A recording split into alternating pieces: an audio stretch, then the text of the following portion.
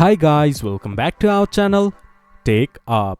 Today in this video I'm going to show you how to create a form in Clickup. To do so, follow some simple steps with me. First of all, open your Clickup application, then this type of interface will appear in your screen once you have logged into your account. From the left side of your screen you can see a menu bar. There in Spaces section, hover your mouse to the space in which you want to create or add form. There you can see add button, click on it. Then you can see form option. Click on form.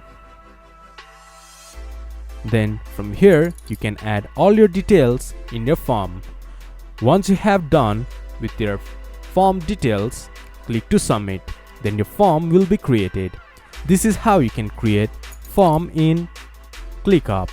This much for today's video. If you guys find our video helpful, please leave a like and comment. And do not forget to subscribe our channel and hit the bell icon.